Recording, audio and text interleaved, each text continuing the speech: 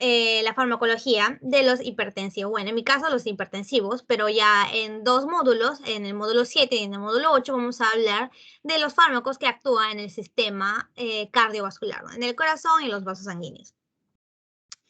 Ok, ahora sí, empezamos. Uy. Un ratito. Ya. La farmacología de los hipertensos, ¿no? La farmacología para evitar la hipertensión arterial. Primero que nada, definamos la hipertensión arterial. ¿Qué es? La hipertensión arterial se define a la presión arterial sistólica mayor de 139 milímetros de mercurio y una presión diastólica mayor de 89. O sea, ya cuando el paciente, ¿no? Tiene en sus 3 mediciones que se tenía que hacer, ¿no? Para diagnosticarle que tiene hipertensión arterial. Si tiene ya 140 milímetros de mercurio, tiene una hipertensión arterial en la sistólica, ¿no? Y en la diastólica, cuando ya tiene 90 de presión arterial, de diastólica, ya tiene una hipertensión arterial. No es necesario que tenga ambas elevadas, ustedes ya saben, ya hemos visto en fisiopatología. Simplemente si tiene una de ellas elevada, ya se le define como un paciente hipertenso, ¿no? Y bueno, acá tenemos la clasificación de todas las categorías de la hipertensión arterial. 1, 2, ya una extrema, que ya hemos visto en fisiopatología, no es necesario que les repita, creo. Sí, bueno, lo único importante, digamos que mayor de 140 sistólica y el mayor de 90 en la diastólica ya es hipertensión arterial.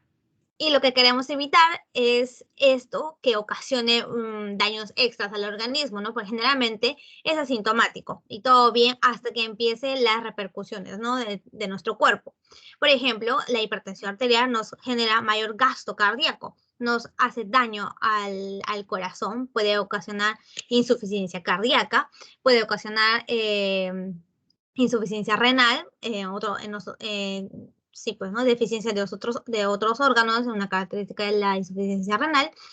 Puede causar enfermedades isquémicas como los accidentes cerebrovasculares, el infarto agudo de miocardio, ¿no? Todos esos contraindicaciones, ¿no? Todos esos efectos secundarios, ¿no? A la hipertensión arterial, lo que queremos evitar controlándolo con los fármacos que vamos a mencionarle a lo siguiente. Y lo bueno de esta clase, que espero que sea cortita, espero que lo pueda hacer más corta posible para que estén más libres, ¿no? Toda la mañana, es que esta clase es como un repaso de las muchas cosas que ya hemos visto en el parcial, en los otros cursos, así que se les va a hacer muy fácil. Así que escuchen relajados y haciendo un repaso, ¿no? Preguntándose a sí mismo, respondiéndose solito en su mente, todo lo que vamos a ver. Pocas cosas nuevas vamos a ver en esta clase de los fármacos hipertensivos, fármacos para los hipertensos. Ya. La regulación de la presión arterial, ¿no? Primero, un poco de fisiología, que ya lo tenemos clarísimo. La presión arterial tiene su ecuación, que está dado por el gasto cardíaco y la resistencia vascular periférica. Ya lo hemos visto 1000 veces y yo también les he mencionado esto en una parte de una clase de parcial. El gasto cardíaco por la resistencia vascular periférica nos da la presión arterial. ¿Ok? Si aumenta uno de ellos, obviamente que aumentaría la presión arterial, y si disminuye, disminuye la presión arterial. ¿Ok? La resistencia vascular periférica, ¿qué es? Este es un poquito más fácil de explicar, creo. Tiene que ver con la resistencia. ¿Qué es la presión arterial? Primero que nada lo definimos que es la presión que ejerce la sangre, el pase de la sangre a las paredes de la arteria, ¿sí o no? ¿Sí o no? Ya. Así que si, por ejemplo, ¿no? Tenemos una arteria normal acá. Si hace una vasoconstricción la arteria, el pase de la sangre va a disminuir, va a chocar con más fuerza a las paredes arteriales y nos aumenta la presión arterial. ¿Ok? Así que una vasoconstricción aumentaría la resistencia vascular, por lo tanto nos aumenta la presión arterial. Y una vasodilatación, como ya tenemos más pase, como tenemos más diámetro de la arteria, hay más flujo sanguíneo, choca menos a la pared arterial con menos fuerza y nos disminuye la presión arterial, ¿ok?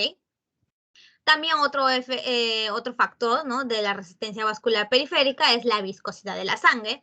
Esto se mide más que nada con el hematocrito. Cuando la paciente no tiene mucho hematocrito, un hematocrito elevado, la viscosidad de sangre aumenta, va a generar una mayor presión en las paredes arteriales y nos aumenta la presión arterial. ¿Ok? dos factores, el diámetro de los vasos sanguíneos y la viscosidad nos refleja la resistencia vascular periférica, ¿ok? Que nos puede aumentar o disminuir la presión arterial.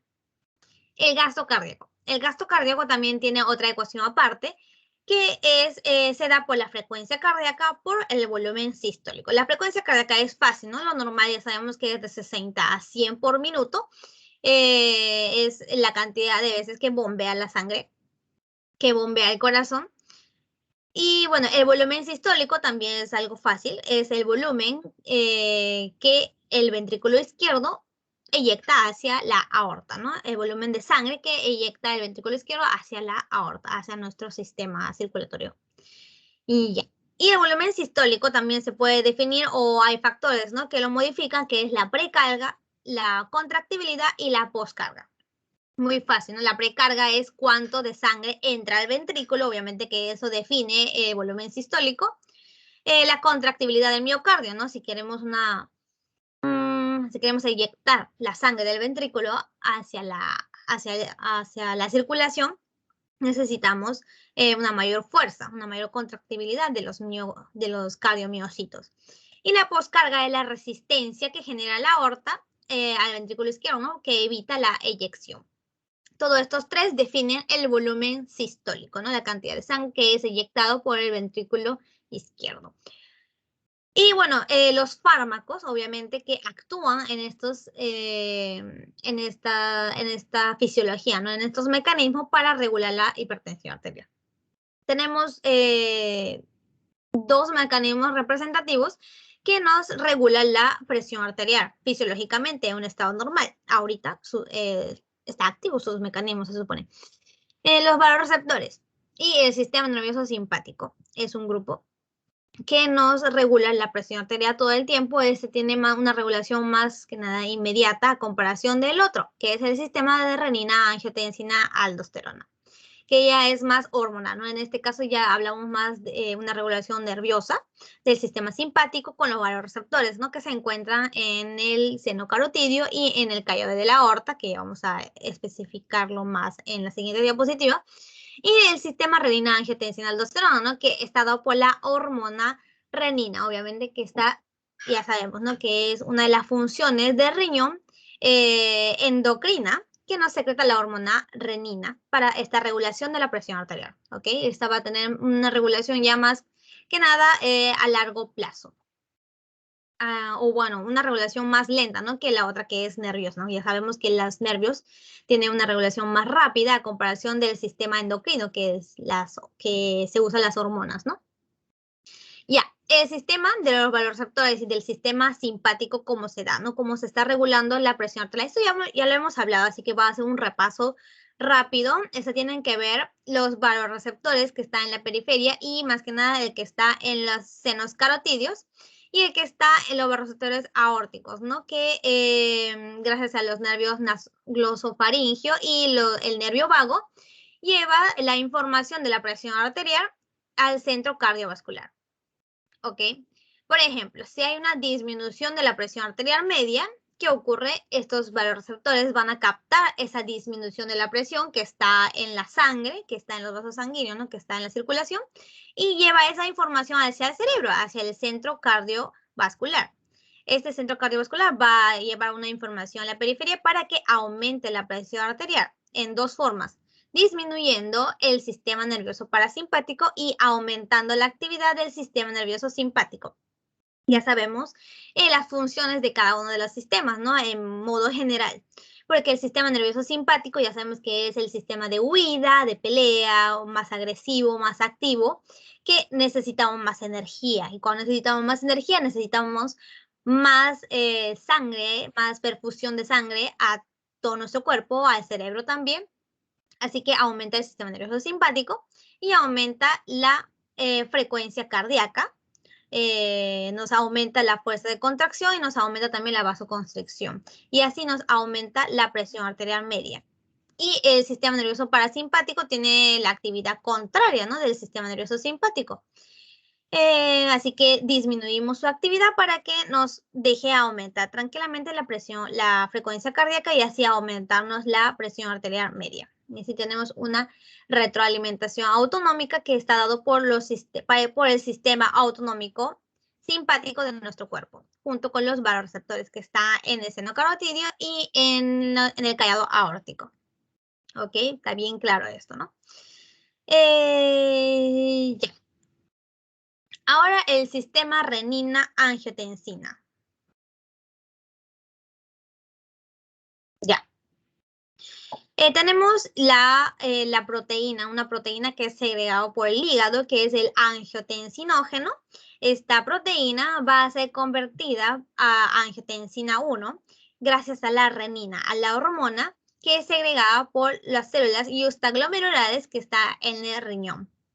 Okay, el riñón sensa, ¿no? O sea, capta que ha disminuido la presión arterial de nuestra circulación, ha disminuido la presión arterial, libera la renina y actúa sobre este angiotensinógeno que estaba circulando, ¿no? Por nuestros vasos sanguíneos y lo convierte en angiotensina 1. Acuérdense bien esto, ¿no? La renina convierte el angiotensinógeno en angiotensina 1. ¿Ok? Y hay otras enzimas también que es segregado por las células de los pulmones, la enzima convertidora de angiotensina. Esta enzima convertidora de angiotensina, ¿qué hace? Convierte el angiotensina 1 en angiotensina 2. ¿Sí o no? No se equivoquen la acción de cada enzima, ¿no? La renina actúa en este nivel y la enzima convertidora de angiotensina actúa en este nivel, ¿no? Convirtiendo el angiotensina 1 en angiotensina 2. No se confundan siempre porque estos son puntos que preguntan en sus pasitos o en los exámenes parciales. Que no es tan difícil, no solo es memoria. Ya, y esta angiotensina 2, ¿no? Es los que hacen, es que nos hace diferentes efectos para aumentar la presión arterial.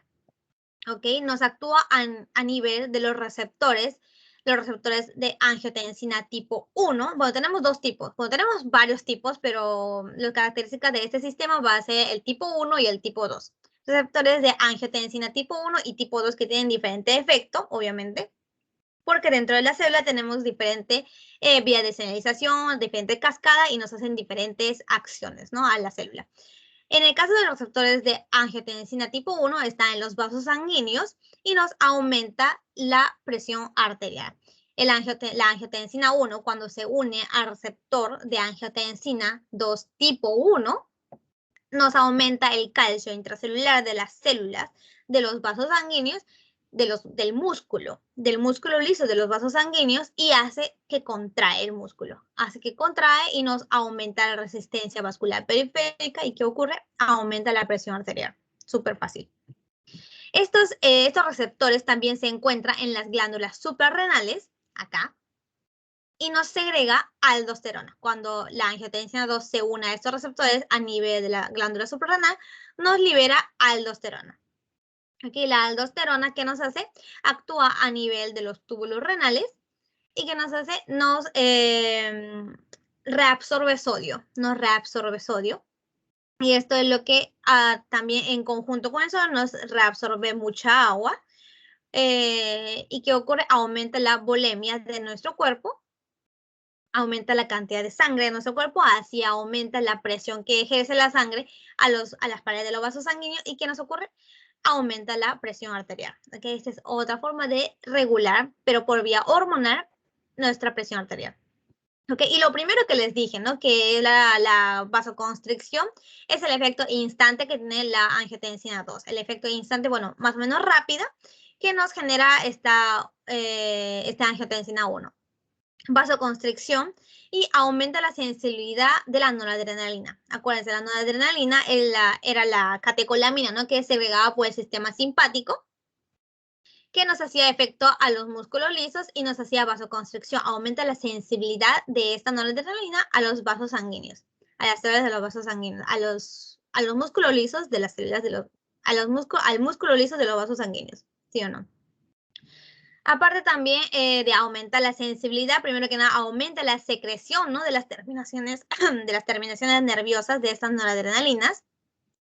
Aparte también disminuye la recaptación de la noradrenalina, o sea, nos aumenta en sí ya la cantidad de noradrenalina que está en el espacio, ¿no? Para que haga efecto al músculo liso. Este es el efecto instante que puede ocasionar esta angiotensina 2. Y el efecto a mediano plazo era lo que ya les mencioné, la liberación de aldosterona, que hace efecto en los túbulos renales, nos hace la reabsorción de sodio y aumenta el volumen de sangre, ¿no? Este es el efecto de mediano plazo. Aparte también que nos aumenta la filtración glomerular y consigue la retención del líquido y la elevación de la presión arterial, no es lo mismo. Y un efecto más a largo plazo es la remodelación del corazón y la remodelación de los vasos sanguíneos. ¿A qué le llamamos remodelación? El mismo receptor, ¿no? Está en el músculo cardíaco y en los vasos sanguíneos. Como ya les dije, se une la angiotensina 2 y ocurre una proliferación celular. Ocurre una proliferación celular que aumenta la cantidad de músculo del corazón y así ensancha el músculo liso, el músculo cardíaco, ensancha también el músculo liso de los vasos sanguíneos y a esto le llamamos la remodelación. Esto ocurre por la respuesta que hace esos tejidos hacia la elevación de la presión arterial ya crónico, ¿no? Y esto también empeora la hipertensión arterial. Un vaso sanguíneo que aumenta el grosor, cuando aumenta el grosor se convierte más rígido. Cuando se convierte más rígido ya pierde la distensibilidad, ¿no? Que ya no puede distenderse el vaso sanguíneo y contribuye con el empeoramiento de la hipertensión arterial. Así que todos estos efectos es lo que queremos evitar con los fármacos. Y un extra que podemos tenerlo en cuenta, que vamos a mencionar también cuando vamos a explicar cada fármaco, es el otro receptor. Normalmente un estado fisiológico, un estado normal, la angiotensina 2 se une a ambos receptores, regulando, haciendo un equilibrio. El receptor angiotensina tipo 1, el receptor de angiotensina 2 tipo 1, hay que decirlo el nombre correcto, ¿no? El receptor de angiotensina 2 tipo 1 hace vasoconstricción, segrega aldosterona, libera catecolaminas, etcétera, ¿no? Hace vasoconstricción, aumenta la presión arterial. Pero por lo contrario, el tipo 2, el receptor de angiotensina 2 tipo 2, hace todo lo contrario, hace vasodilatación, es antiproliferativo, ¿no? Esta acción hace lo contrario, hace apoptosis, que es la disminución de las células, ¿no? Activa la muerte fisiológica normal de las células, y hace natriuresis, que es segregar orina, ¿no? Disminuyendo la volemia. Así que nos hace efecto contrario a estos dos receptores y así se mantenía en equilibrio. Pero cuando tenemos un paciente hipertenso, este efecto es lo que está más activado. Y tenemos a los fármacos. Muchos tipos de fármacos que nos menciona la teoría, los diuréticos, los IECAs, antagonistas de calcio, beta bloqueadores, y ¿no? Los antagonistas de receptores de angiotensina 2. Y otros fármacos también nos disminuyen nos ayuda para controlar la hipertensión arterial de los pacientes. Me gustaría clasificarlo esto según su mecanismo de acción. Para el tratamiento de la hipertensión arterial, podemos hacer dos tipos de acciones, ¿no? Disminuir la resistencia vascular periférica, ya sabemos, la ecuación no se olviden, resistencia vascular periférica por gasto cardíaco. Tenemos a los fármacos que disminuyen la resistencia vascular periférica, que es los fármacos, ¿no? Que actúan bloqueando el sistema renina-angiotensina-aldosterona. Y vamos a mencionar los IECA y los ARA2, los calcio antagonistas, ¿no? Que tenemos tres tipos, los dihidropiridinas, benzodiazepinas y la fenilalquilaminas, ¿ok? Y el que deprime el sistema simpático, ya sabemos, el sistema simpático era los que nos aumentaba la presión arterial, así que cuando deprimimos este sistema, con los fármacos, ¿no? Los antagonistas los antagonistas adrenérgicos alfa 1, los agonistas adrenérgicos alfa 2, y tenemos otros fármacos que vamos a explicar, la metildopa y la reserpina nos deprime el sistema simpático. Y los vasodilatadores. Esta no lo vamos a mencionar mucho, lo único que voy a decirle es sobre la hidralazina, que se usa para la hipertensión arterial embarazada, debido a que no tiene efectos tóxicos al feto ni a la embarazada. No se sabe mucho el mecanismo de acción de este fármaco, pero acuérdense, ¿no? Que tiene un efecto vasodilatador, hace efecto en los vasos sanguíneos, nos vasodilata, así nos disminuye la resistencia vascular periférica y que podemos administrar a las embarazadas. Hay otros fármacos, obviamente, que actúan vasodilatando. Hay muchos fármacos que nos actúan vasodilatando con diferentes mecanismos de acción, pero que no se usan en la hipertensión arterial, así que no los voy a mencionar mucho. Pero sí deberían tener en cuenta, ¿no? Estos mecanismos de acción, ¿no? Por ejemplo, el aumento de la prostaglandina I2. Cuando aumenta la prostaglandina I2 y hace efecto en los vasos sanguíneos, nos vasodilata. El aumento, ¿no? Del segundo mensajero, ¿se acuerdan? Que hemos mencionado bastantes veces. El AMP cíclico, cuando aumenta en las células del músculo liso de los vasos sanguíneos, se vasodilataba el vaso sanguíneo. Cuando aumenta el monóxido de nitrógeno en los vasos sanguíneos también nos vasodilataba, y cuando aumenta el potasio también vasodilataba. ¿Okay? Pero que no se usa mucho en el tratamiento de la hipertensión arterial, así que no los voy a mencionar hoy esto mucho. Ya. Ahora, disminución de la volemia. Cuando nos disminuye la volemia es que disminuye la cantidad de sangre que llega al corazón, ¿no? ¿Ok? Así que disminuye el gasto cardíaco. Es lo mismo. Así que estos fármacos tenemos a los diuréticos, ¿no? Ya que les secretamos el agua mediante la orina, nos disminuye la volemia, nos disminuye la cantidad de sangre que está en el sistema circulatorio. Tenemos a muchos tipos, tenemos más 5 tipos de diuréticos, pero que en el tratamiento de la hipertensión arterial mencionamos más que nada a 3 de ellos: a los diuréticos de asa, a las tiazidas y a los ahorradores de potasio. ¿Ok? Ya. También vamos a usar para disminuir la volemia,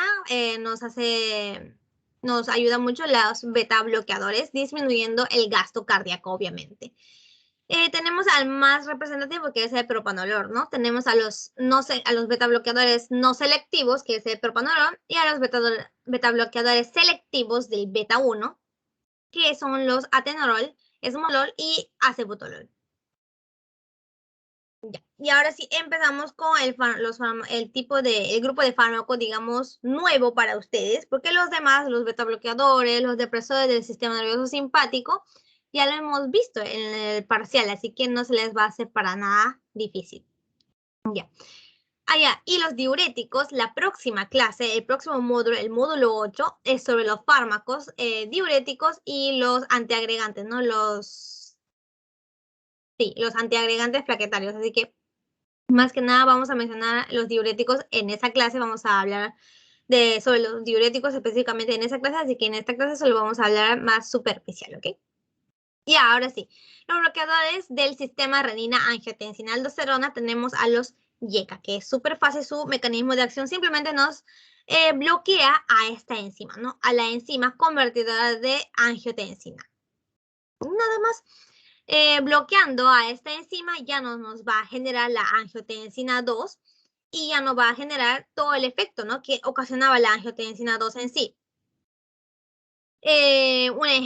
Tenemos varios fármacos, ¿no? Como el enalapril, el captopril. Acá tenemos un ejemplo de la farmacocinética del enalapril.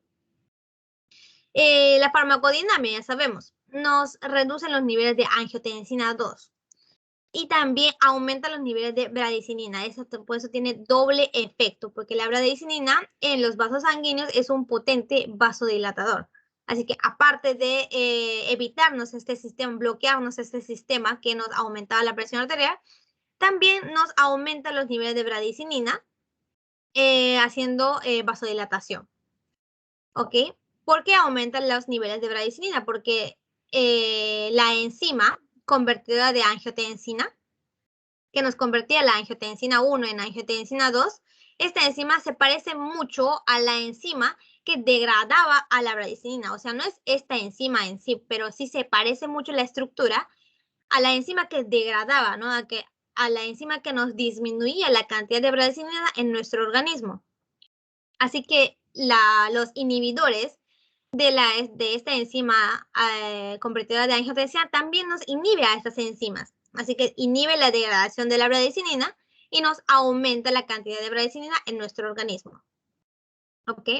nos disminuye los niveles circulantes de la angiotensina 2, o sea, reduce también la secreción de aldosterona. Ya no hay angiotensina 2, ¿no?, que actúe en estos receptores en la glándula suprarrenal, así que nos disminuye la secreción de aldosterona, y también como ya no hace efecto la angiotensina 2 en estos receptores en los vasos sanguíneos, hay una dilatación de los vasos sanguíneos. ¿Ok? Ya. Ya, efectos adversos importantes del IECA es la tos seca. Muy importante, tal vez ya ustedes lo hayan escuchado. El 10% de la población, ¿no?, que el 10% de la población que se le administra IECA presentan una tos seca. Otro efecto adverso también es la hiperpotasemia. ¿Por qué será?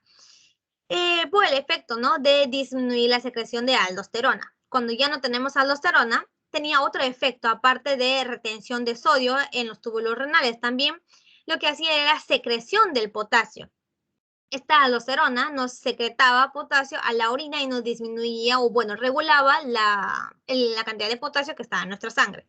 Como disminuimos la aldosterona, ya no hay aldosterona que secrete el potasio, se queda el potasio en nuestra sangre, así que puede ocurrir una hiperpotasemia. Y ya, de frente nos vamos a los inhibidores, a los antagonistas de receptor de angiotensina 2. Tipo 1, ¿ok? Este va a ser selectivo del tipo 1. Habíamos hablado que teníamos el tipo 2, el AT1 y el AT2, que hacían un equilibrio, ¿no?, al regular la presión arterial. Estos bloqueadores, estos antagonistas, solo van a hacer efecto en angiotensina, en los receptores de angiotensina 2 tipo 1, ¿ok? Ya el bloqueo del sistema no va a ser a este nivel. Sí vamos a tener angiotensina 2, pero no va a hacer efecto en los receptores porque vamos a antagonizar con estos fármacos, ¿ok? Un ejemplo súper representativo es el losartán. Acuérdense de este nombre. Losartán es un bloqueador del receptor de angiotensina 2. Tenemos farmacocinética que lo pueden leer luego más tranquilamente. Espero que les sirva, ¿no?, en sus tareas de laboratorio o de seminario. Ya, en este caso, la diferencia, ¿no? O sea, tiene el mismo efecto, tienen similares efectos adversos también. La diferencia es el sitio de acción, el mecanismo de acción. Y otra cosa, que no tiene el efecto adverso que tenía los IECAs, porque no aumenta la cantidad de bradicina, ¿ok? Los inhibidores, ¿no?, de la enzima convertidora de angiotensina nos aumentaba la bradicina. En este caso, no va a tener ese efecto porque el nivel de acción está acá. La bradicina va a estar normal, la enzima que degradaba la bradicina está normal, así que no tenemos un efecto vasodilatador por la bradicinina. Pero sí tenemos un efecto extra. Obviamente que como los receptores, ¿no?, que están en los vasos sanguíneos y los receptores que están en la glándula suprarrenal están bloqueados, no va a haber secreción de aldosterona, no va a haber retención de sodio ni retención de agua. Obviamente que no va a haber vasoconstricción porque están bloqueados los receptores que están en los vasos sanguíneos. Tenemos los mismos efectos parecidos, ¿no?, a los IECA. Todo bien. Aparte podemos añadirle que el efecto del receptor AT2 sigue continuo. En el caso de los IECA, inhibía la síntesis de angiotensina 2. ¿Ok? Por eso la angiotensina 2 que existía antes ya no iba a poder hacer efecto ni en el receptor tipo 1 ni en el receptor tipo 2. El receptor tipo 2, acuérdense de su acción, que era vasodilatación, aumento de la apoptosis, o no nos ocasionaba hipertensión arterial. Así que los efectos dilatadores, ¿no?, del receptor AT2 sigue continuo porque sí tenemos la angiotensina 2. ¿Ok? Y también bloquea el efecto de la quinasa, porque acá tenemos la quimasa, que es otra enzima que nos genera angiotensina 2. En el caso de los IECAs, este efecto sigue continuo porque los IECAs solo bloqueaba la enzima convertidora de angiotensina y así no nos disminuía la cantidad de angiotensina 2. Pero tenemos otra enzima que nos genera angiotensina 2, que era la quimasa, y este efecto seguía continuo, o sea que no se anulaba por completamente.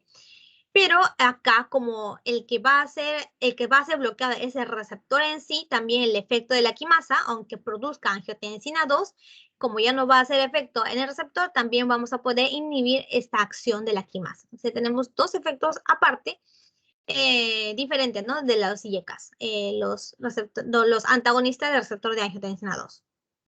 Hasta ahí, claro, espero que se haya comprendido todo. Pero básicamente tenemos los mismos efectos adversos y los mismos efectos dilatadores, ¿no? De los IECAS con los ARA2. Aparte también podemos mencionar que estos dos fármacos, ¿no? Los IECA y los ARA2 son protectores de los riñones y se consideran, ¿no? Cardioprotectores y nefroprotectores. Van a ser el fármaco de elección, el primer fármaco de elección para los pacientes con nefropatía diabética y para los fármacos con nefropatía diabética porque se consideran nefroprotectores. Otro efecto bueno que hacen estos dos fármacos es la regresión de la hipertrofia del ventrículo izquierdo, ¿no? Por la remodelación que se había hecho por la hipertensión arterial de los pacientes y la prevención del remolderamiento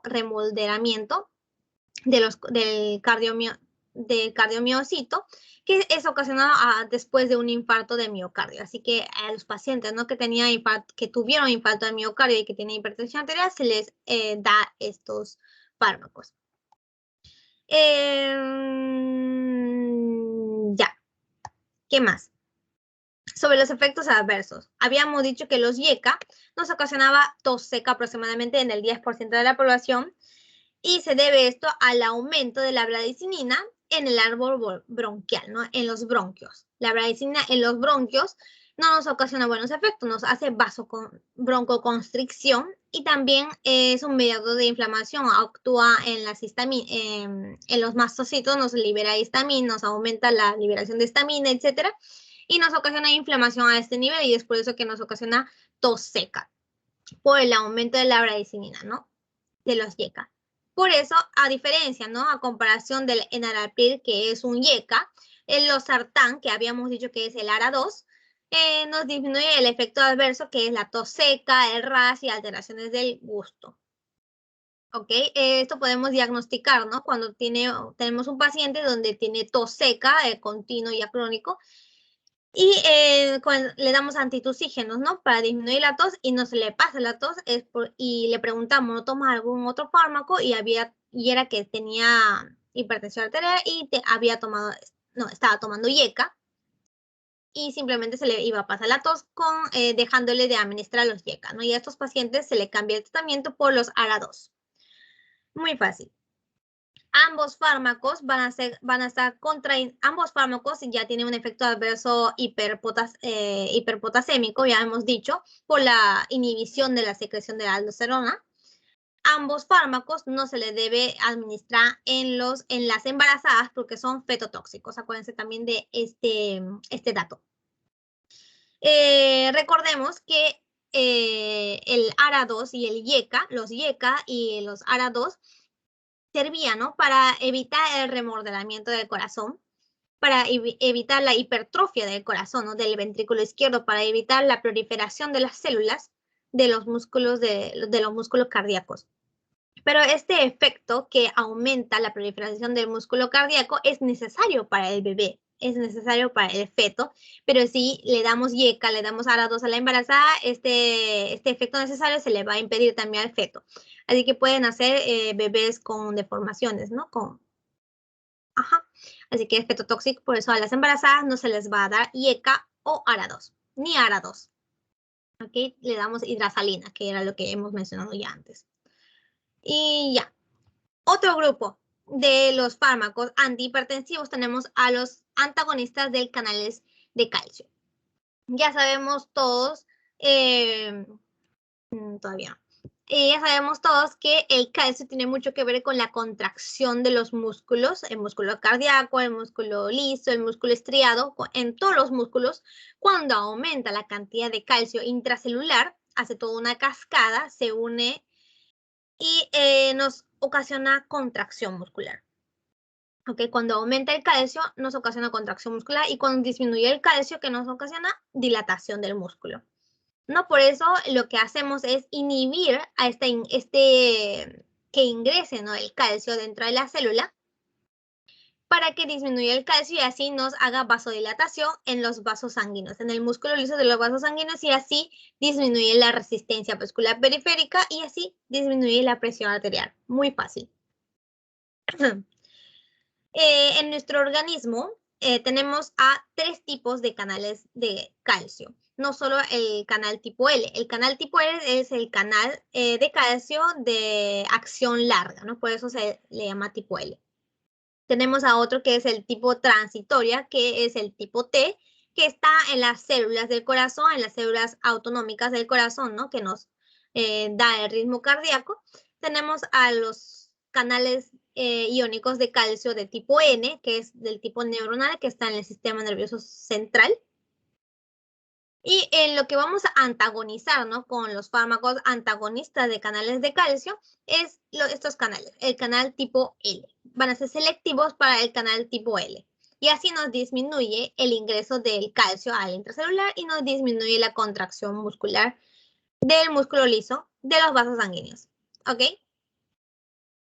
Tenemos también, lo podemos clasificar a estos antagonistas del canal de calcio en 3 grupos. Una que está el nifedipino, ¿no?, que son los dihidropiridinas y diltiazem, que está dentro del grupo de los benzodiazepinas. Y, no, espera un ratito. Creo que me estoy confundiendo el nombre. Benzodiazepinas. Yo que les di benzodiazepinas, no, benzodiazepinas, un ratito. Vamos a cambiar el nombre porque benzodiazepinas ya sabemos que es otra cosa. Benzodiazepinas. Un ratito. Ya. ¿Dije qué?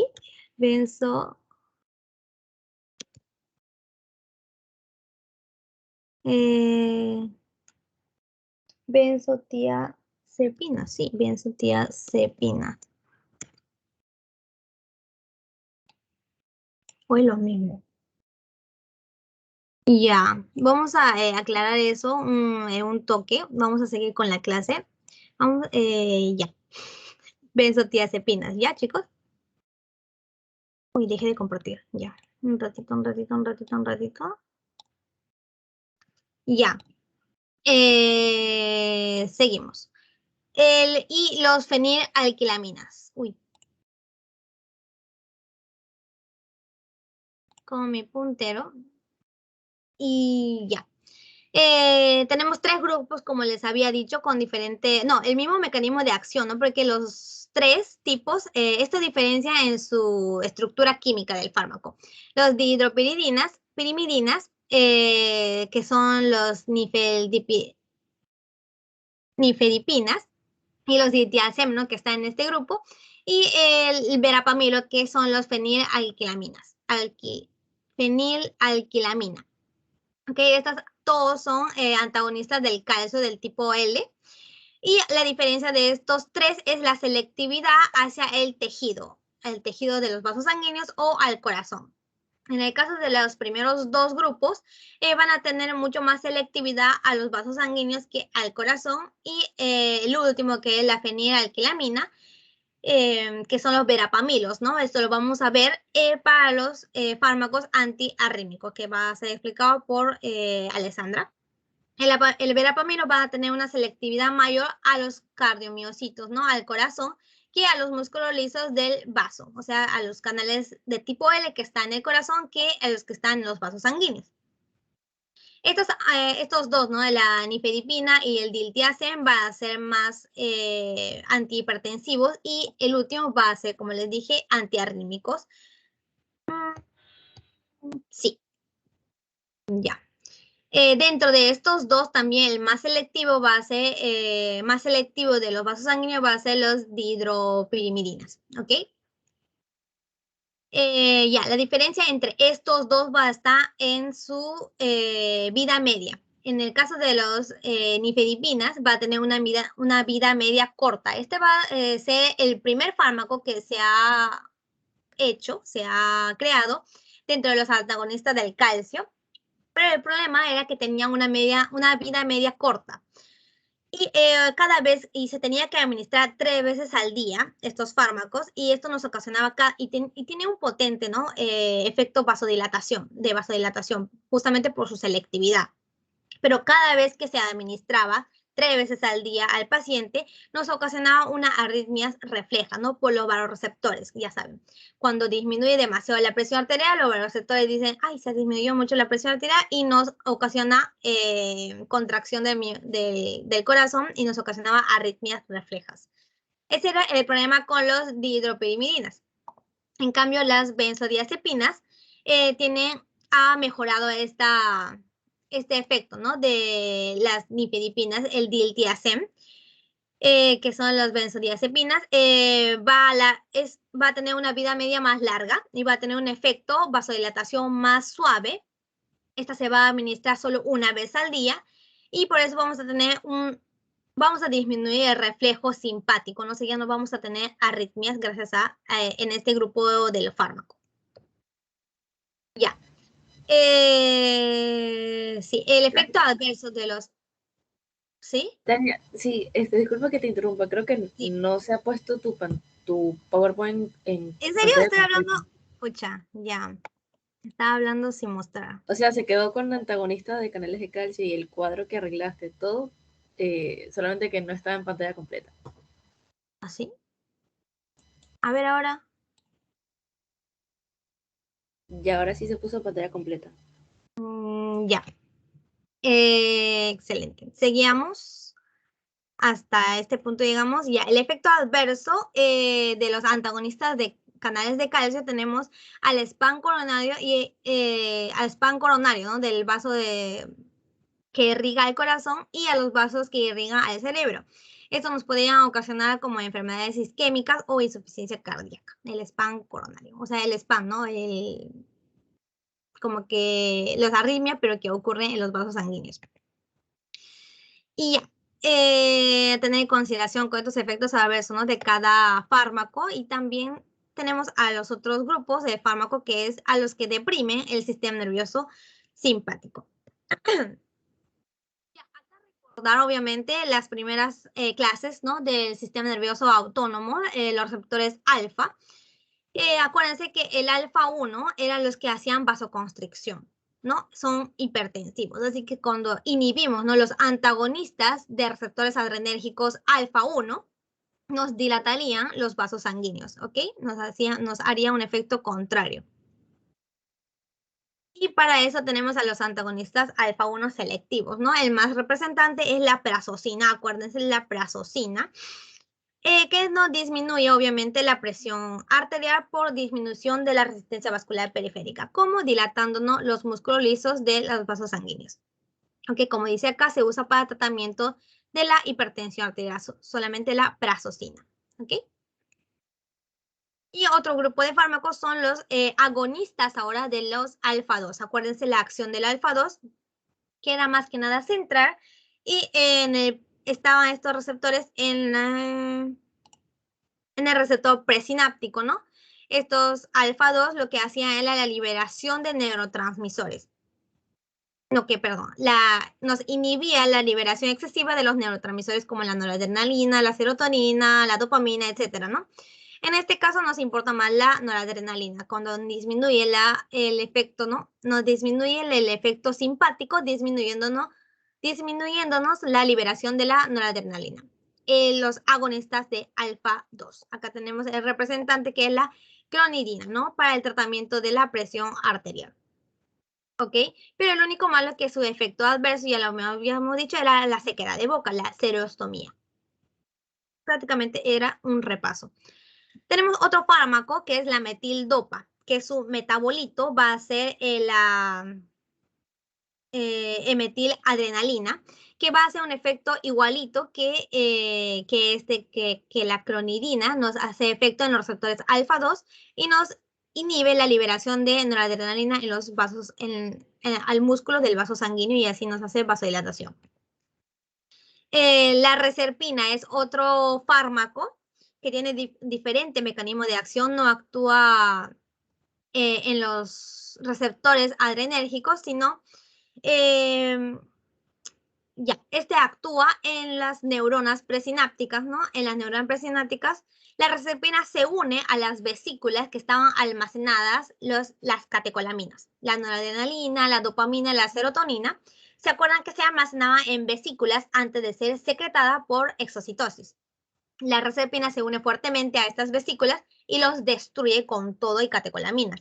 Así disminuye la reserva de las catecolaminas de la noradrenalina dentro de los nervios y así disminuye la secreción de la noradrenalina. Esto puede hacer acción en el nivel central, en el cerebro y también a nivel periférico, ¿no? En este caso nos disminuye la presión arterial a nivel periférico, pero tiene un efecto adverso, no, acá está, ¿no? Lo que les había dicho, ¿no? La reserpina se une a las vesículas y nos disminuye la cantidad de fármaco que está en la neurona y así nos disminuye la cantidad de fármaco que es secretado. A nivel central puede actuar como un depresivo de los nervios, ¿no? Los nervios centrales, así que su efecto adverso que nos debería preocupar es los síntomas de depresión. Pero sí es muy útil en emergencias, por ejemplo, ¿no? En los pacientes ya que vienen en emergencia con hipertensión arterial de 200 milímetros de mercurio en el sistólica, por ejemplo. En esas emergencias nos ayuda mucho la reserpina porque actúa rápido. Y sí. Sí, nada más. Ya. Ahora los diuréticos. Como les dije, vamos a tener una clase de solo diurético la próxima semana, así que ahora vamos a hablarlo súper fácil. Tenemos a los tres tipos que actúan para la disminución de la presión arterial, que son las tiazidas, los diuréticos de asa y los diuréticos ahorradores de potasio. Tengan en cuenta muy bien los sitios que actúan estos diuréticos, ¿no? Tenemos a la nefrona, toda la estructura de la nefrona. Los tiazidas actúan a nivel acá, del túbulo contorneado proximal y nos secreta sodio, y nos secreta también orina, ¿no? Así nos aumenta la orina secretando sodio acá. Los diuréticos de asa actúan acá en el asa de Henle grueso, acá. Y los diuréticos ahorradores de potasio, ¿no? Actúan a nivel del túbulo colector, ¿no? Como la espironolactona. Los efectos adversos, principalmente de estos diuréticos, son las enfermedades isquémicas, como los accidentes cerebrovasculares. Por último, los beta bloqueadores, que era otro tipo de fármaco que ya habíamos hablado en el parcial. Los beta bloqueadores, acá, también actúan disminuyendo la bulimia, a diferencia de los diuréticos, ¿no? Que sí o sí nos disminuye la bulimia. Esta nos disminuye la bulimia por unidad de tiempo, disminuyéndonos la frecuencia cardíaca, más que nada. Nos bloquea los receptores de beta 1, beta 2, los no selectivos, ¿no? Como en el caso de los no selectivos, como en el caso del propanolol. Acuérdense, propanolol nos disminuía la frecuencia cardíaca, pero como es no selectivo, también hace efecto a nivel de los bronquios, y a nivel de los bronquios, estos beta 2, ¿qué nos hacía? Nos hacía broncodilatación, ¿ok? Nos hacía broncodilatación. Si inhibimos también estos beta 2 con el propanolol, tenía un efecto broncoconstrictor y no se debería administrar en los pacientes asmáticos y en los pacientes con EPOC, ¿se acuerdan? Los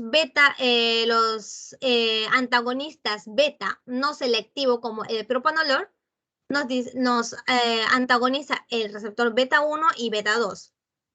Y es por eso que tiene un efecto adverso importante, que es el efecto broncoconstrictor, no se olviden.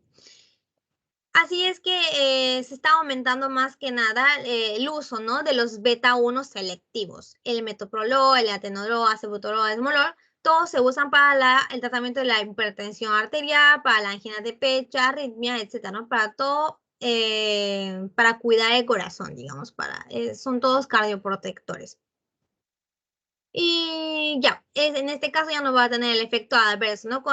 Que es broncoconstricción, porque solo va a actuar en el beta 1, disminuyendo el cronotropismo, disminuyendo la frecuencia cardíaca y así disminuyendo la cantidad de sangre que eyecta el ventrículo izquierdo por unidad de tiempo, por la frecuencia cardíaca, disminuyendo la frecuencia cardíaca. Ahí está. Disminuye, es un cronotropismo negativo y disminuye el volumen sistólico. Y también aparte, ¿no? Acuérdense que el beta 1 estaba en los receptores en el riñón, al nivel del riñón, va a disminuir, no, bueno, aumenta la liberación de la renina en un estado fisiológico. Pero como tenemos los beta bloqueadores y bloqueamos esta acción del beta 1, también nos hace una disminución de la renina. Y así nos disminuye la acción, ¿no? Del sistema renina-angiotensina-aldosterona. Y así era muy rápido. Voy ahorita mismo, mientras que Alessandra está preparando para presentar su clase, voy a aclarar este punto del nombre del grupo del fármaco, ¿no? De los calcioantagonistas. En mi libro dice benzodiazepinas, pero busco en internet y no me sale. Me parece muy raro, así que ahorita mismo lo voy a verificar y les voy a cambiar el PPT para subirles lo correcto. Lo siento, chicos, esa parte fue mi descuido. Y ya, Alessandra, no sé si estás por ahí, que puedes compartir tu PPT, por favor. Y sí, buenos días, chicos. A ver, ahorita les comparto. Ay, no, este tema es bastante largo. Vamos a hablar de antiarrítmicos, antianginosos e inotrópicos. Entonces, ojalá que no nos demoremos. Ya. ¿Me avisas si se ve, Tania?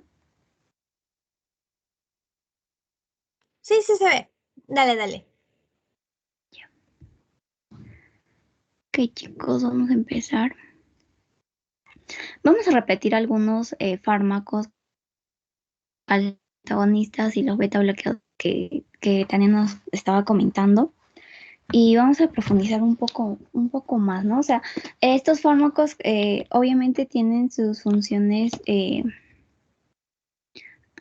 tienen sus funciones antianginosas, tienen sus funciones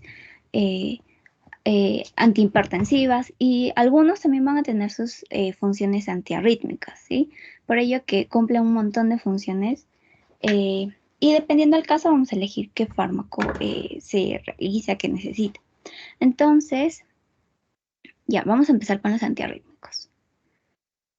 Ustedes, por fisiología, se acuerdan del sistema de conducción. ¿Alguien me puede decir cuáles son las propiedades del corazón? Se ha hablado en el parcial, se ha hablado para... Bueno, ahora también vamos a hablar.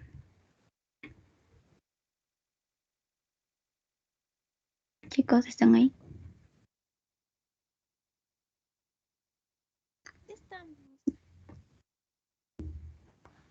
Ya, bueno.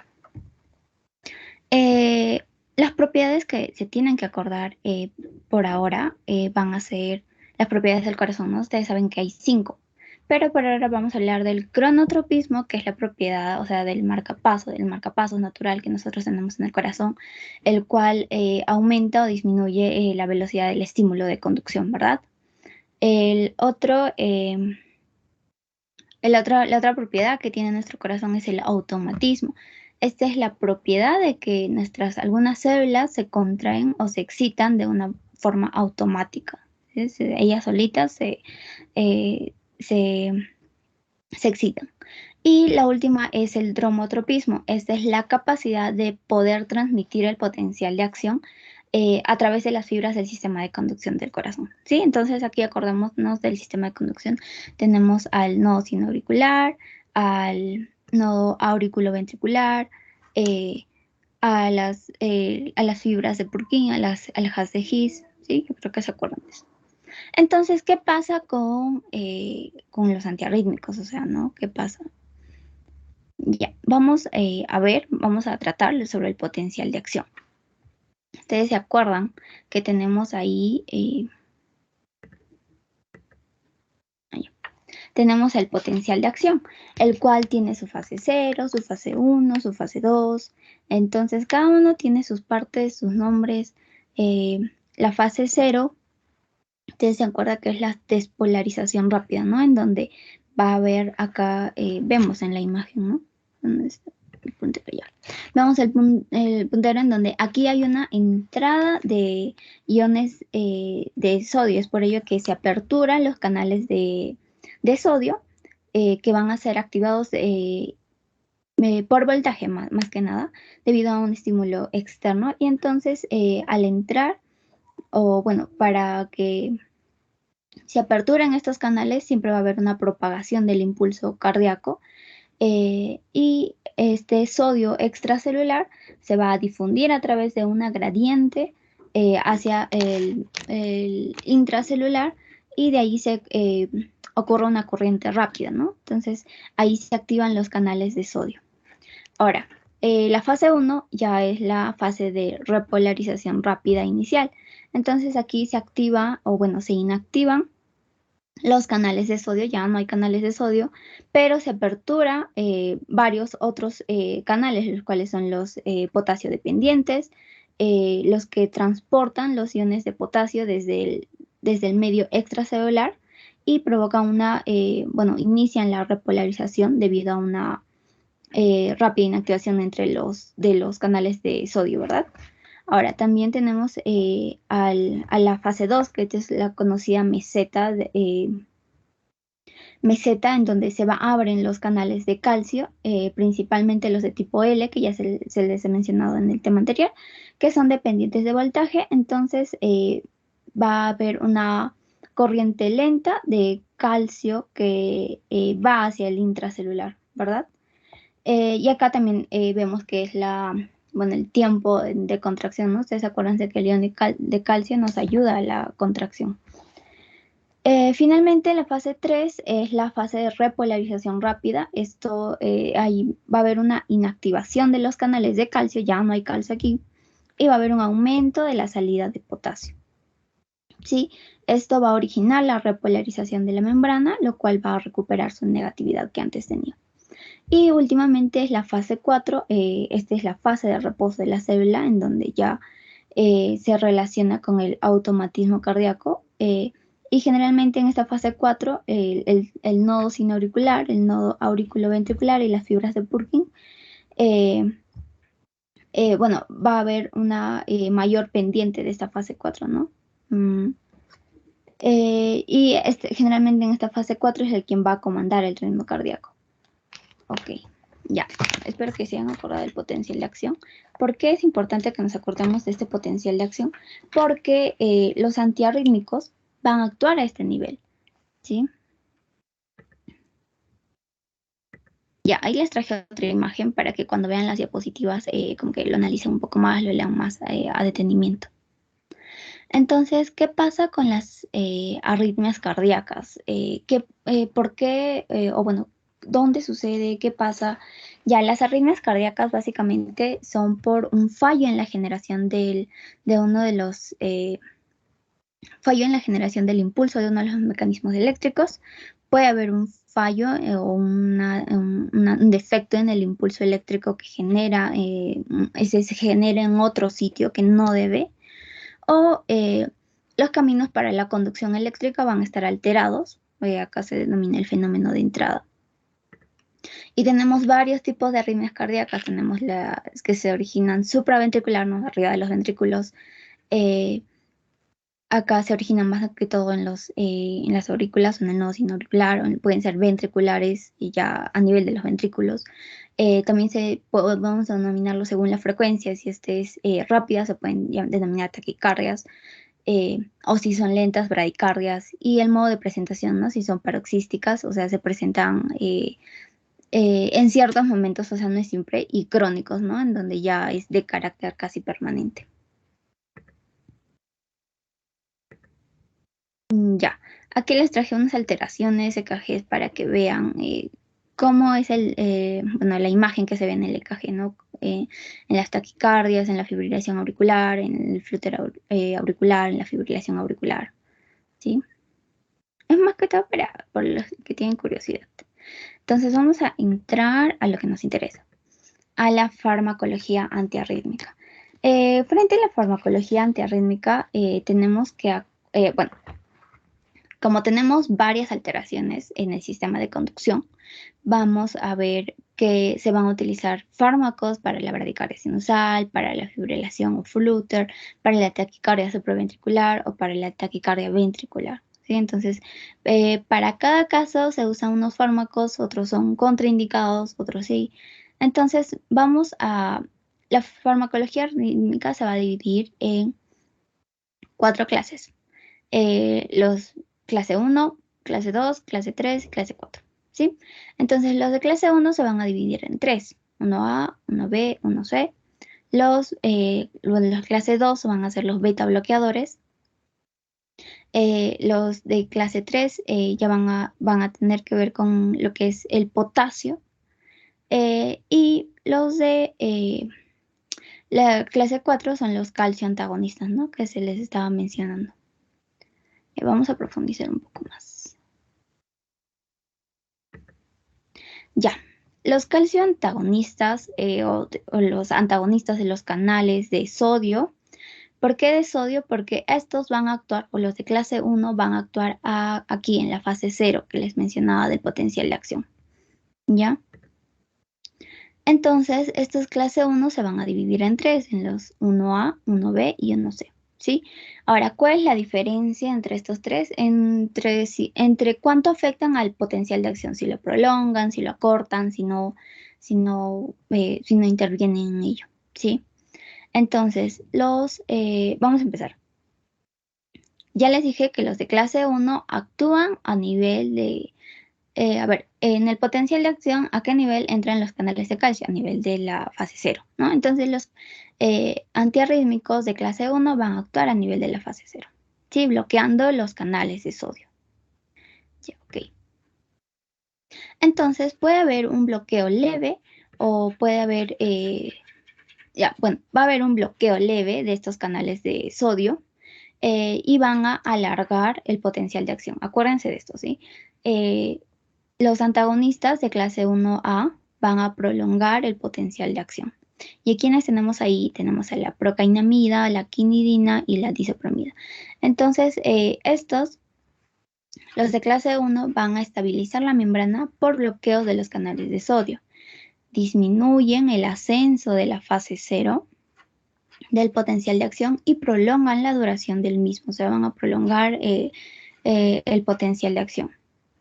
Y ahora, como les decía, ¿no? Su clasificación de estos antiarrítmicos de clase 1 es de acuerdo a la duración del bloqueo del canal de calcio.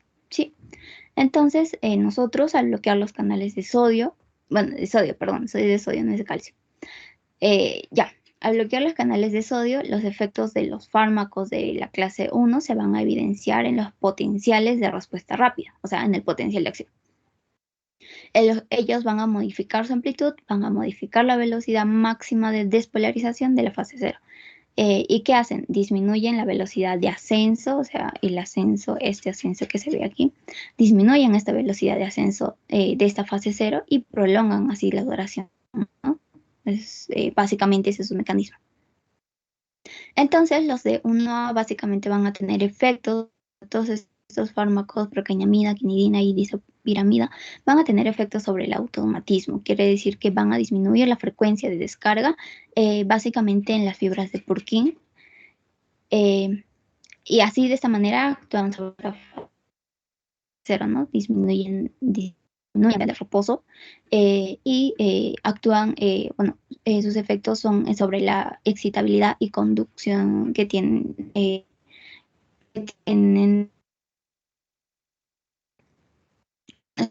trópicas negativas. Y como vemos evidencia de esto, porque en el EKG vamos a ver que va a haber una prolongación del segmento QT.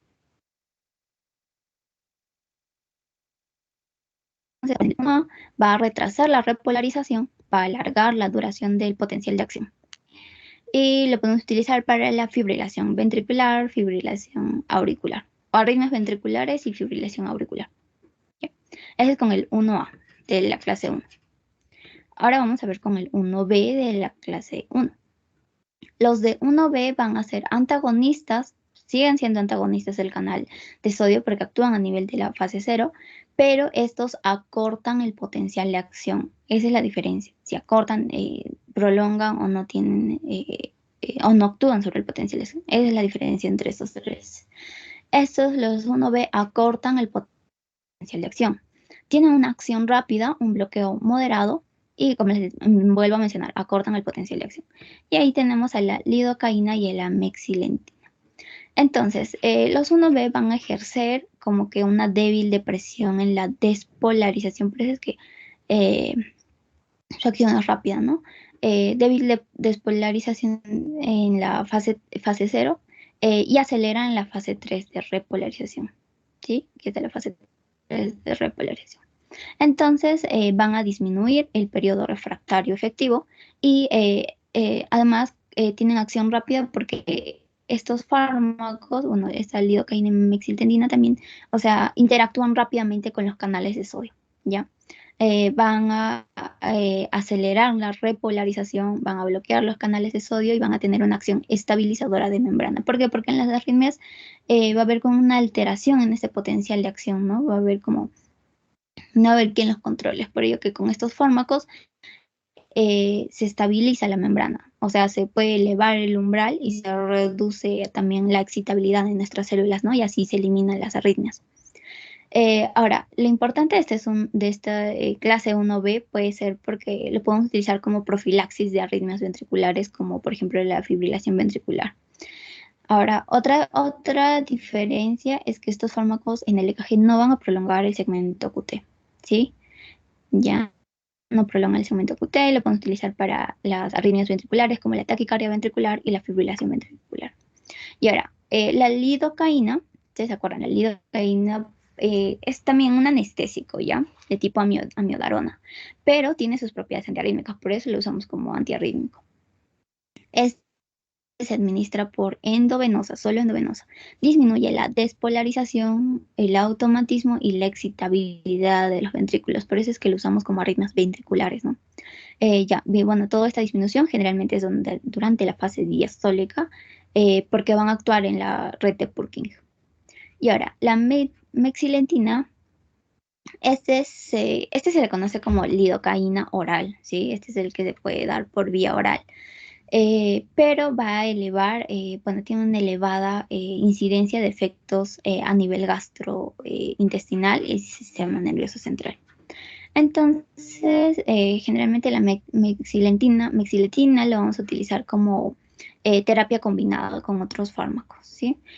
Por ejemplo, podemos utilizarlo para arritmia ventricular. Acuérdense que estos 1B es para arritmias ventriculares. Ya esta arritmia ventricular puede estar asociada con un infarto agudo de miocardio que ha tenido antes nuestro paciente. ¿Ya?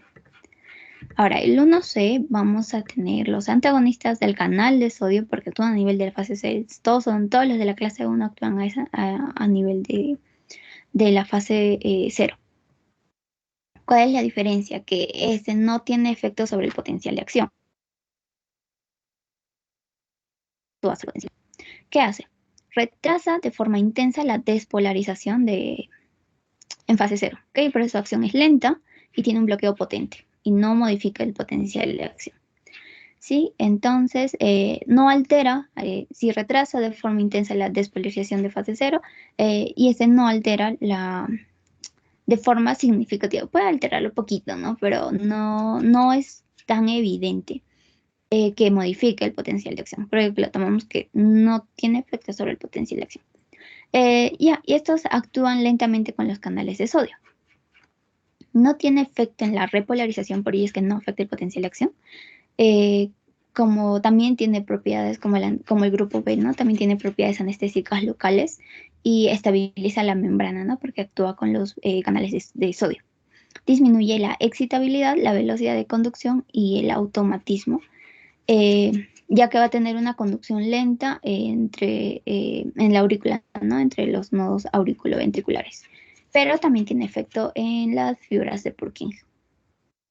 Ya, entonces, los 1C lo vamos a utilizar para la fibrilación auricular no persistente o paroxística, ¿sí? Paroxística les dije que no era crónico. Entonces, bueno, generalmente la fibrilación paroxística es, bueno, se da más en pacientes, bueno, adultos mayores, ¿no?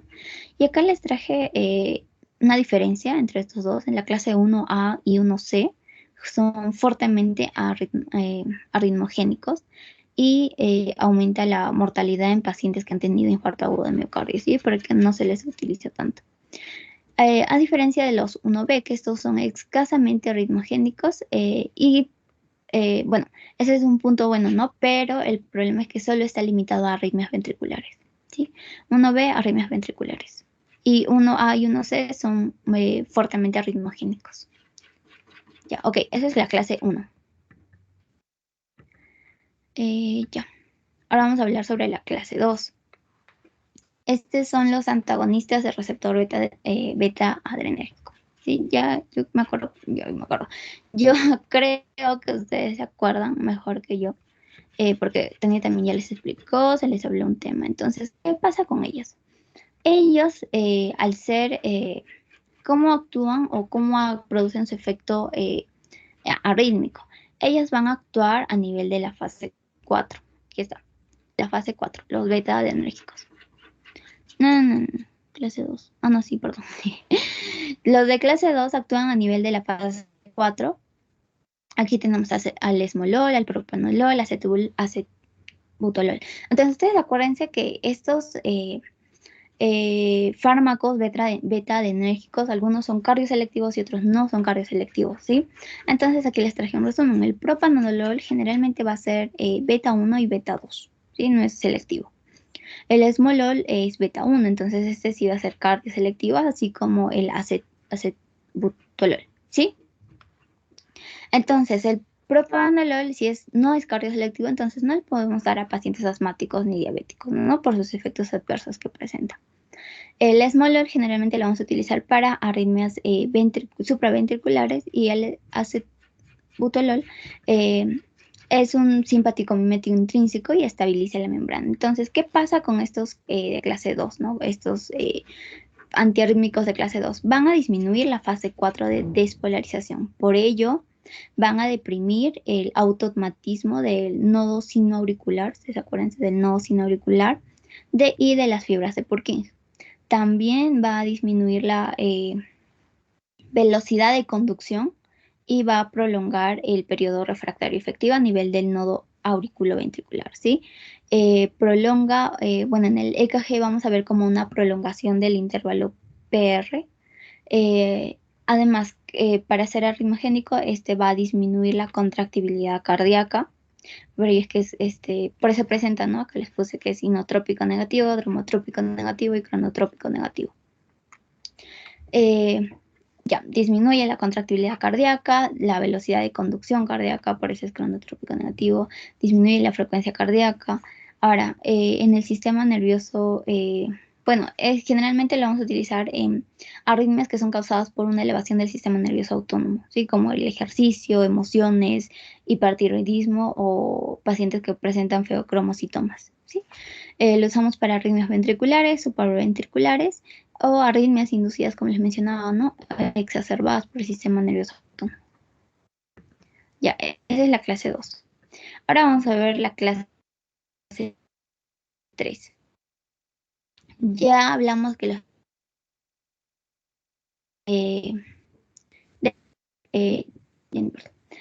los de clase 2 actúan en fase 4. Ahora, estos de clase 3, ¿sí? ¿Cómo es eso? ¿Qué quiere decir? Ahora, estos de clase 3, que fármacos que prolongan el periodo refractario, aquí les puse un candadito del potasio, porque bloquean el potasio. O sea, no actúan de modo selectivo sobre los canales de potasio, también actúan sobre otros canales, por eso es que no se les dice antagonistas de canales de potasio, ¿no? Porque no es selectivo. Pero mayormente su efecto va a ser bloqueando estos canales de potasio, ¿ya? Aparte de otros canales también. Entonces, como ya les mencioné, su principal acción es el bloqueo de los canales de potasio, lo cual va a disminuir esta corriente de potasio que vamos acá en la fase 1, en la fase 3. Bueno, más que todo en la fase 3, ¿no? La fase 3.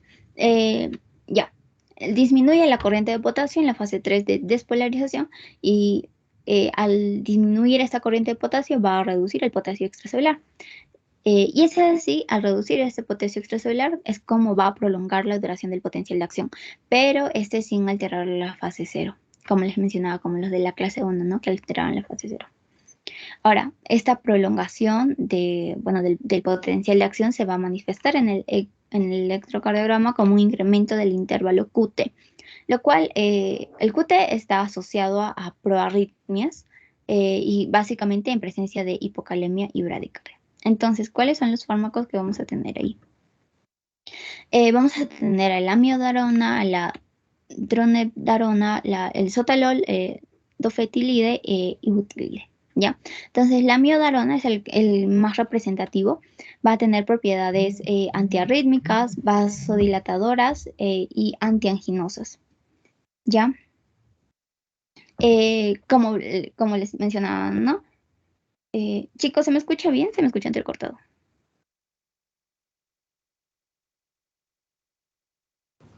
Ahorita se está escuchando bien. Antes, ¿me entendieron? Para volver a repetirlo. ¿O todo bien? Ok. Ya, chicos, si tienen dudas, levanten la manito o prendan el micro porque, bueno, básicamente esto es para ayudarles en las teorías y en los seminarios y prácticas que van a tener después, ¿no? Ya, entonces continuamos. Va a bloquear los canales de potasio y los canales de sodio, por eso es que les dije que no es selectivamente bloqueador de potasio, ¿verdad? Entonces, si bloquea los canales de potasio y canales de sodio, la amiodarona va a actuar también a nivel va a ser similar a los antiarrítmicos de clase 1, ¿verdad? También va a bloquear los canales de calcio y a dosis elevadas va a provocar un bloqueo de los receptores alfa y beta adrenérgicos, ¿sí? A dosis elevadas de amiodarona. Entonces, aquí les traje un cuadro que como que con los diversos efectos se aumenta, disminuye, cambia, no cambia. Bueno, este fármaco del medio no está en su teoría, pero bueno, si tienen curiosidad de verlo. Pero básicamente quiero que vean la diferencia entre la amiodarona y el sotalol, porque en su teoría, como que dan énfasis a que el sotalol tiene efecto mixto beta bloqueador, ¿sí? Entonces aquí también pueden ver la diferencia entre cuál es entre el amiodarona, que es el representativo de la clase 3, y el sotalol, ¿no? Que tiene un efecto mixto beta bloqueador. Ya, vamos a avanzar, chicos, porque no terminamos. Ya, los calcio 4, ya, la clase 4, calcio antagonistas. Ya, este ya se les mencionó. Sí, acá los de clase 4, los canales de calcio antagonistas van a actuar a nivel de la meseta. Ustedes saben que en la meseta del potencial de acción es en donde entra el calcio, ¿sí? Entonces, ahí es donde los fármacos antiarrítmicos van a bloquear esos canales, ¿sí? ¿Qué pasa? Ya, bueno, aquí tenemos, ya. ¿Qué pasa aquí? Van a bloquear los canales lentos de calcio sensible a voltaje, lo cual al bloquear estos canales van a disminuir la conductancia para el calcio, tanto en la fase 0, en la fase 4 en el nódulo auriculoventricular y en el nodo sinoauricular. Por ello que deprimen la fase 4 y disminuyen la velocidad máxima de la activación de la fase 0 también, ¿sí? Fase 4 y fase 0 también. Ahora, su función más principal, ¿no? Acortan la fase de meseta y reducen la fuerza de contracción, ¿sí? Si tu corazón está como que está acelerado, ¿no? Está palpitando muy fuerte, entonces a nosotros al bloquear estos canales vamos a acortar o bueno, a reducir la fuerza de contracción, disminuir la velocidad de conducción, en especial del nódulo auriculoventricular. Vamos a ver que también actúa a nivel de la frecuencia cardíaca porque va a ser cronotrópico negativo, va a tener un débil efecto inotrópico negativo y va a producir vasodilatación moderada de las arterias sistémicas, ¿no? Ustedes saben que el corazón necesita nutrirse en la diástole, pero si no hay un tiempo en donde el corazón se relaje, tampoco va a tener un tiempo en donde se irrigue el corazón, ¿no? Es por ello que va a producir una vasodilatación en estas arterias. Allá. Tenemos aquí al verapamilo y al diltiazem, ¿sí?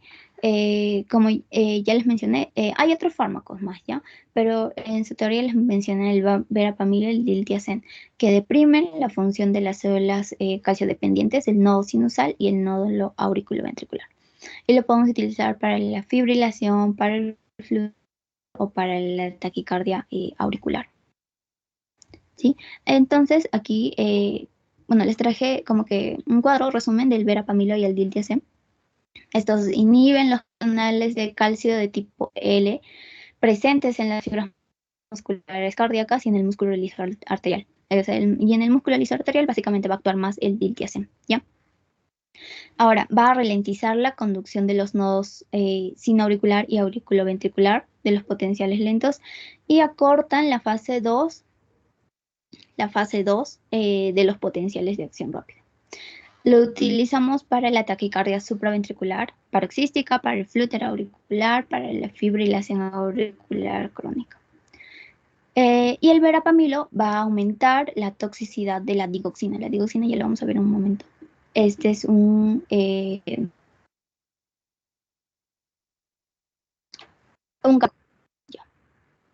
Entonces, aparte de estas 4 clases que les mencioné de los antiarrítmicos, también vamos a tener otros fármacos que vamos a poder utilizar como antiarrítmicos, ¿sí? Tenemos aquí, bueno, en la imagen, ¿no? Les mencioné otros fármacos como la adenosina, la digoxina, el sulfato de magnesio. En su teoría también se menciona el verapamilo, el diltiazem, al potasio y a los digitálicos, ¿no? Los digitálicos, el más representativo, acuérdense, es la digoxina. Ya, ok, entonces la digoxina básicamente va a tener una inhibición selectiva de la bomba de potasio y sodio ATPasa, ¿sí? ¿Qué va a hacer? Va a frenar el nodo auriculoventricular, es por ello que actúa o tiene su efecto antiarrítmico, ¿sí? Lo podemos utilizar para la fibrilación auricular, en especial en pacientes que tienen insuficiencia cardíaca.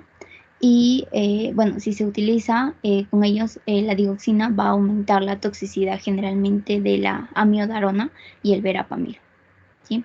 Ese es efecto adverso. Y ahora, la adenosina actúa sobre el receptor A1 del nódulo auriculoventricular. Este va a tener como actúa a nivel de los vasos, va a tener un efecto vasodilatador, ¿sí? Por ello que evita los fenómenos de reentrada al disminuir la conductividad del nódulo auriculoventricular. Y también va a restaurar el ritmo sinusal en la taquicardia supraventricular paroxística. Este es conocido como cardioversión. Se administra por vía intravenosa, puede ser para arritmias auriculares, taquicardias supraventriculares, ¿sí? Ya, esos son los otros antiarrítmicos. Ya, aquí les traje un cuadro donde hay diferentes tipos de arritmias y qué fármaco se puede utilizar de primera línea, segunda línea, ¿sí? A ver si lo leen, chicos. Ahora, los antianginosos. ¿Alguien sabe qué es la angina de pecho?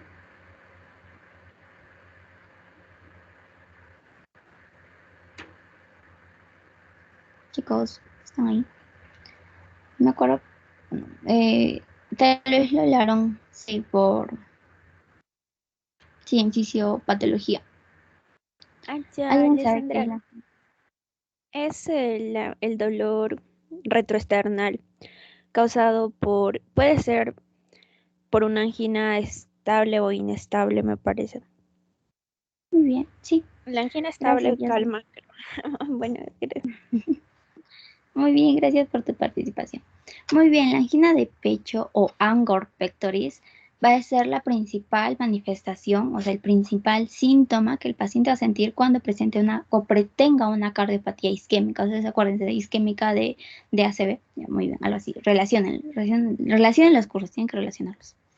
Entonces, este va a ser el primer síntoma de manifestación cuando el paciente tiene cardiopatía isquémica, ¿sí?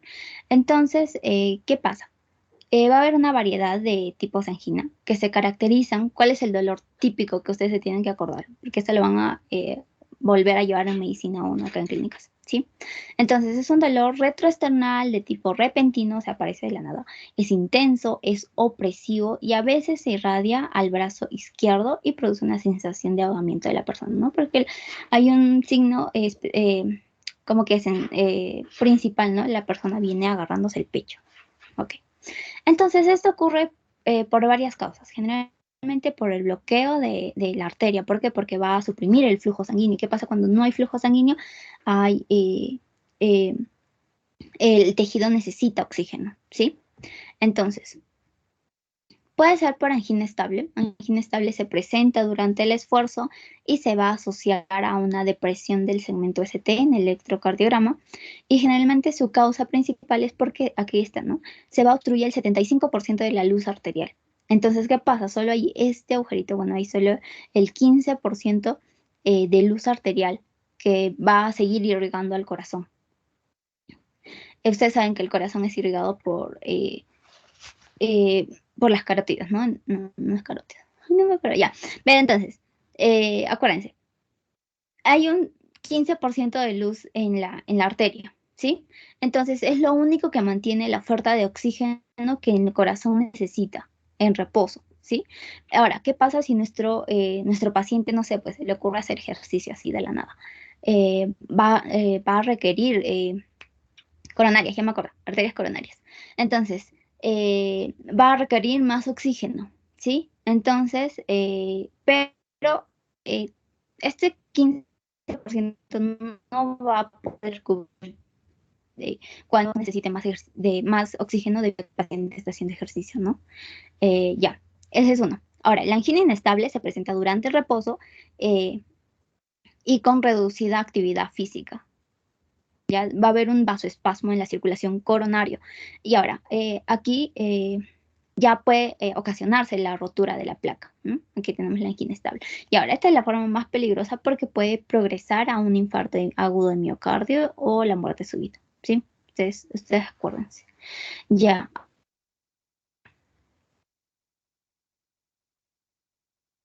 Nosotros, o debido a que hay un aumento de la actividad física o emocional, va a aumentar la presión arterial. Entonces, si aumenta esto, va a aumentar las necesidades metabólicas del corazón, ¿sí? Pero el corazón no puede como que con toda esa necesidad de oxígeno, es como que pides oxígeno, pero el corazón no puede. Entonces, por ello que se presenta esta angina de pecho, ¿sí? Y para ello también vamos a utilizar fármacos. ¿Dónde está? Ya, vamos a mencionarles un poco de fisiología porque les mencionan en la teoría. Ya. Entonces, básicamente nosotros vamos a tener una perfusión coronaria y vamos a hablar sobre el consumo de oxígeno del miocardio, ¿ya? Entonces, ¿qué pasa con la gradiente de perfusión coronaria? Este va a ser el resultado de la presión arterial media menos la presión venosa central o la presión de la aurícula izquierda, ¿ya? Puede haber una alteración ahí. O la duración de la diástole. Nosotros sabemos que el corazón se nutre en diástole y si la diástole se demora menos por una taquicardia, va a haber una mala irrigación y perfusión, ¿no? Entonces por eso el tejido pide más oxígeno. Por resistencias coronarias, porque puede haber obstrucciones en las arterias. Ahora, con respecto al consumo de oxígeno en el miocardio, puede ser por la frecuencia cardíaca, ¿no? El incremento de la frecuencia cardíaca va a aumentar el consumo de oxígeno cuando haces ejercicio, por ejemplo, ¿no? Y bueno, ese es uno de los factores. Ahora, la contractibilidad miocárdica puede ser por hipercontractibilidad, en donde va a haber una hipercarga de contracción. Entonces va a generar más demanda de oxígeno. O por tensión de la pared, ¿no? Si hay una sobrecarga de volúmenes. Entonces, básicamente, ¿qué pasa? vamos a ver el aporte de oxígeno, el aporte de oxígeno del corazón está determinado por el flujo sanguíneo coronario, que depende de los vasos coronarios, que está ya, y este va a estar en relación de presión y resistencia. Y otro es la demanda de oxígeno. Este va a estar determinada por la fuerza de contracción, la frecuencia cardíaca, la presión arterial. Y estos se dan en la precarga y poscarga. ¿Sí? Entonces, en la angina de pecho se va a producir cuando el flujo sanguíneo coronario no es capaz de satisfacer la demanda de oxígeno del miocardio. Y cuando se instala un estado de isquemia miocárdica, necesita más oxígeno. Y esto puede ocurrir por la disminución del flujo sanguíneo, puede haber aumento de la demanda de oxígeno o de ambos. Y esta falta de oxígeno va a producir trastornos bioquímicos. Puede haber ácido láctico, se acumula ácido láctico, es por ello que se siente ese dolor, ¿no? Se produce el dolor. O puede haber trastornos de la actividad de las fibras miocárdicas, ¿sí? En donde aquí ya vamos a utilizar el EKG, en donde vamos a ver el cambios en el segmento ST, ¿no? Por ejemplo, cuando vemos en la angina inestable, ya cuando progresa a infarto agudo de miocardio, vemos si es con elevación del segmento ST o disminución del segmento ST. ¿Sí? Entonces, ustedes saben que la perfusión coronaria insuficiente puede ser debido a una aterosclerosis. Y ahora, ¿qué pasa cuando se bloquea nuestra arteria? No hay un menor flujo. Nuestro cuerpo es inteligente, va a producir más vasodilatación o va a generar una formación de vasos colaterales, ¿sí? Pero entonces justo al paciente se le ocurre hacer ejercicio, va a necesitar mayor demanda de oxígeno, pero no hay flujo sanguíneo, no hay oxígeno que se le pueda dar. Entonces ahí se produce la angina de pecho, ¿sí? Ya, eso es con lo que es anginas. Ahora, ¿cómo se va a abordar cómo abordamos al paciente? Primero, podemos disminuir la demanda de oxígeno o podemos aumentar la oferta de oxígeno. Sí, acá les traje como que un esquema para que vean qué se utiliza, qué no se utiliza. Y este es un resumen de los fármacos que vamos a ver. Entonces va a haber un desbalance entre la oferta y demanda de oxígeno. Por ello, nuestra estrategia terapéutica se va a basar en restablecer ese equilibrio, ¿no? O sea, como les dije, disminuyendo la demanda de oxígeno o aumentando la oferta de oxígeno o aumentando el flujo sanguíneo. Y ahora podemos disminuir la frecuencia cardíaca y la contractibilidad cardíaca con los beta bloqueadores, los antagonistas adrenérgicos beta. Podemos disminuir la precarga con los vasodilatadores como los bloqueadores de canales de calcio, o podemos disminuir la poscarga reduciendo la resistencia vascular periférica con los nitratos orgánicos. ¿Sí? Ya. Estos nitratos orgánicos también van a aumentar la oferta de oxígeno, ¿sí? Aumentan la oferta de oxígeno porque van a vasodilatar las arterias coronarias. Ya. Entonces aquí les traje el primer grupo, ¿no? Los nitritos y nitratos. Ya, ¿qué pasa con ellos? Ya, aquí tenemos al nitrito de amilo, al nitrato de glicerilo, la nitroglicerina, y me acuerdo, bueno, ustedes deben conocerlo. Nitroglicerina, nitroprusiato. Entonces, ¿qué hacen ellos? Básicamente van a producir óxido nítrico, por eso su nombre. Entonces, estos, al producir óxido nítrico, van a producir nitrocitoles. Entonces, estos nitrocitioles son responsables de activar la guanilciclasa. Entonces, al estar activada esta guanilciclasa por el GTP, se van a transformar en GMP cíclicos y reducen el calcio intracelular, ¿no? Entonces, este GMP cíclico facilita la desfosforilación de las cadenas ligeras de miosina, evitando que éstas interactúen con la actina, ¿no? Y así, de esta manera, van a producir la vasodilatación o relajación del músculo cardíaco. Ok, entonces, ¿cuáles son sus acciones farmacológicas? Básicamente, a bajas dosis va a producir una dilatación venosa. Quiere decir eso que va a reducir la precarga, ¿sí? No puede disminuir la presión capilar pulmonar, el volumen telediastólico del ventrículo izquierdo, el gasto cardíaco y el volumen de latido. Ahora, en altas dosis, estos fármacos dilatan, hay una dilatación arterial. ¿Qué quiere decir? Va a haber una menor poscarga. no disminuyen la fuerza de contracción, pero sí aumentan el volumen de eyección, ¿sí? Y disminuyen también la resistencia vascular periférica. Ahora, pueden causar dilatación coronaria. Va a ser una redistribución del flujo de la zona buena a la zona mala. Esto en su teoría lo llaman como el síndrome de Robin Hood, en donde de la circulación buena, como que se roban, ¿no? Un poquito, y cambian la dirección para que irrigue la zona mala, la zona que necesita oxígeno, ¿sí? Eso hacen los nitritos y nitratos. Y también causa una discreta acción antiplaquetaria. Y ahora, ¿para qué lo vamos a utilizar? Básicamente lo vamos a utilizar para todos los tipos de angina, dolor, angina de pecho, en reposo o estable, inestable, de esfuerzo. Ahora, como calma el dolor, también va a ser utilizado para el alivio del dolor tipo cólico. ¿Cuál es el dolor tipo cólico? De las vísceras huecas, ¿no? La vesícula, el útero, el uréter, el esófago, todo eso. Y las interacciones, va a tener interacciones tanto como el alcohol, porque va a incrementar la absorción en el tracto gastrointestinal, con la heparina, que tiene un efecto anticoagulante más disminuido, va a interactuar con los fármacos bloqueadores de canales de calcio, porque va a potenciar este efecto antianginoso de los nitratos. También con los beta bloqueadores, el cual va a disminuir el efecto taquicardizante de los que causan los nitratos, ¿no? Si disminuye su efecto. Y con el, sildenafilo, este es un tratamiento para la dificultad de erección. El doctor lo menciona, que hay una interacción de estos nitritos y nitratos con el sildenafilo, que pueden causar hipotensión grave o dilatación debido a esos nitratos. Ok, ya, esos nitritos y nitratos.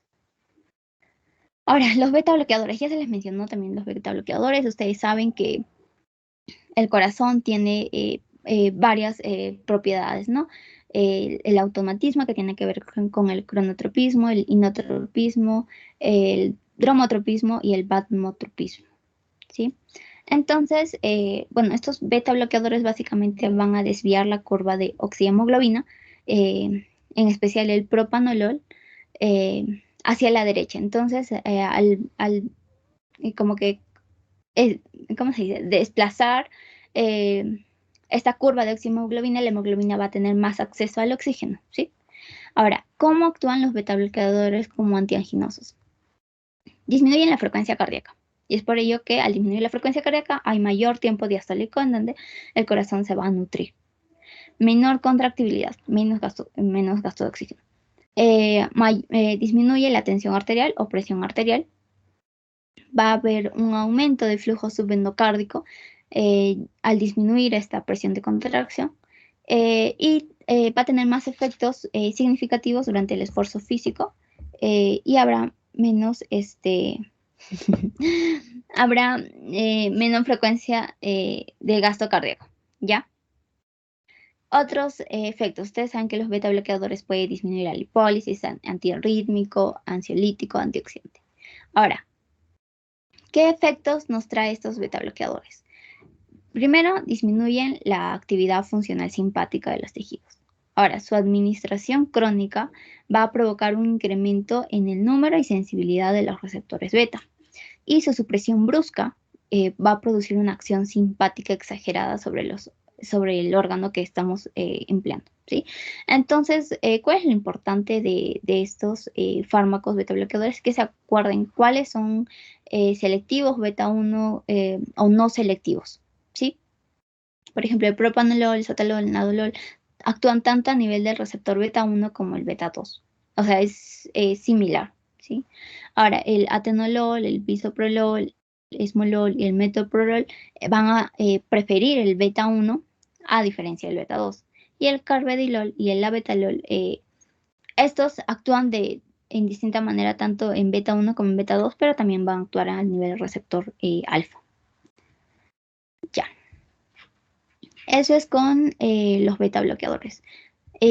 Ahora, acuérdense que también les hablé en antiarrítmicos sobre los betabloqueadores que actúan a nivel de la fase 4 del potencial de acción. O sea, quiere decir que disminuyen la entrada de sodio a la célula miocárdica, disminuyen la pendiente de la repolarización y van a disminuir la frecuencia de descarga de los nódulos auriculoventriculares. Y por efecto anginoso, disminuye, aquí en sus efectos anginosos, antianginosos, ¿ya? Disminuye la fuerza de contracción, disminuye la frecuencia cardíaca con prolongación de la diástole para que se nutra el corazón y disminución de la presión arterial, ¿sí? Ya. Y por último, los calcio antagonistas. Ya les mencioné también, estamos volviendo a repetir. Los calcio antagonistas, estos calcio antagonistas, vamos a recordar su mecanismo de acción. Bloquean los canales de calcio de tipo L, el cual disminuye la entrada de calcio a las células cardíacas y vasculares, y es por ello que disminuye la contractibilidad cardíaca y produce vasodilatación. Es por ello que también tiene efecto antianginoso. Disminuye la frecuencia cardíaca, hay reducción de la precarga, hay reducción de la poscarga y hay un aumento del flujo sanguíneo coronario, ¿sí? Entonces, este calcio antagonista va a tener efectos de vasodilatador, va a ser antianginoso, va a ser antihipertensivo, antiarrítmico y antiatrogénico, ¿sí? Porque también va a causar vasotropismo y dromotropismo negativo. ¿Y cuáles tenemos acá, no? Las dihidropiridinas, entre ellos la amlodipina, la nifedipina, y los no dihidropiridinas, ¿no? Que es el diltiazem y el verapamilo. Ya, ¿cuál más? Creo que eso es todo. ¿Dónde estoy? Ya. Ya. Aquí también les traje otro resumen del tratamiento farmacológico para pacientes con angina estable. A ver si le dan una leída. No solo están los que les mencioné, ¿no? Sino también está hay otros fármacos que también se puede emplear para reducir este dolor, ¿no? Como la aspirina, estatinas, los IECAS, ¿qué más? La warfarina. Ok, continuamos. Y aquí otro resumen más. Ahora, los inotrópicos. ¿Ustedes se acuerdan la contractibilidad cardíaca, chicos? Espero que sí. Ya. ¿Qué pasa con estos ionotrópicos? Básicamente, ustedes saben que en el corazón, en el miocito cardíaco, tenemos a la actina y a la miocina, ¿no? Entonces, ellos son los que producen la contracción cardíaca. Ahora, también tenemos a la tropomiosina y todo el complejo troponímico. Y como efecto electrolítico tenemos al calcio, que sale y entra del retículo sarcoplasmático para producir la contracción cardíaca, ¿no? Entonces, vamos a ver que sus efectos de estos fármacos inotrópicos básicamente van a radicar en la sensibilidad de las proteínas contráctiles de calcio, ¿sí? Tanto también en la cantidad de calcio que se almacena y se libera de este retículo sarcoplasmático, y la cantidad de calcio que ingresa como disparador y que puede salir del retículo, de este retículo sarcoplasmático. ¿Qué más? El sodio intracelular, bueno, la actividad del sodio, ¿no? Intracelular, y la actividad del canal sodio-potasio ATPasa. Y la actividad de intercambiador del sodio y calcio. Entonces, a ver. Ay, me noté. Ya. Entonces, ¿cuáles tenemos aquí entre estos inotrópicos? Aparte de todos los, bueno, estos son los controles cardíacos para la contractibilidad cardíaca. Ya les mencioné los elementos que presenta, que tenemos en la contractibilidad. Ahora, el inotropismo, ustedes saben que la contractibilidad se refiere al inotropismo. Este puede ser positivo, que aumenta la contractibilidad, como la adrenalina, noradrenalina y dobutamina, o negativo, que disminuye la contractibilidad, como el propanolol, bisoprolol, metoprolol y atenolol, todos los que terminan en ol. ¿Sí? Entonces, ¿cuáles son los fármacos? vamos a tener a los inhibidores del canal sodio-potasio ATPasa. Aquí tenemos a los bien conocidos digitálicos o glucosídicos cardíacos. Y el más conocido que ustedes van a ver, tal vez en su práctica, es la digoxina. ¿Qué pasa con ellos? Cuando va a haber una despolarización, va a ingresar el sodio y va a salir el potasio. Pero cuando el sodio ingresa y se usan fármacos para que se inhiba esta bomba sodio-potasio ATPasa, como los digitálicos, como en este caso los digitálicos, el sodio se va a quedar dentro de la célula y es por ello que no puede salir. Y como no puede salir, se activa el intercambiador y sale el sodio intracelular, pero ya no con potasio, sino con calcio a nivel citosólico, ¿sí? Ese es básicamente el mecanismo de estos digitálicos. Aumenta el sodio intracelular y disminuye la salida de calcio. Ahora, vamos a hablar de una toxicidad. Bueno, estos digitálicos en el miocardio va a ser inotropismo positivo. ¿Por qué? Porque va a aumentar la contractibilidad al bloquear esta bomba sodio-potasio ATPasa. ¿Qué pasa cuando hay una toxicidad digitálica? Va a haber, básicamente esto va a actuar cuando se usan con fármacos diuréticos como los diacídicos, ¿sí? A nivel gastrointestinal va a haber anorexia, náuseas, diarreas, vómitos. A nivel de los ocular va a haber visión borrosa, escotomas, fotopsias. A nivel neuromuscular va a haber fatiga, debilidad. Acuérdense de esta toxicidad digitálica porque es importante. Y a nivel del sistema nervioso central va a haber insomnio, confusión o alucinaciones. Además de cefalea y convulsiones por estupor. ¿Sí? O sea, acuérdense, cefaleas, anorexias, náuseas, vómitos. Y en el electrocardiograma se va a ver como bigeminismo, o sea, como una arritmia, aquí está el bigeminismo, o como una cubeta digitálica.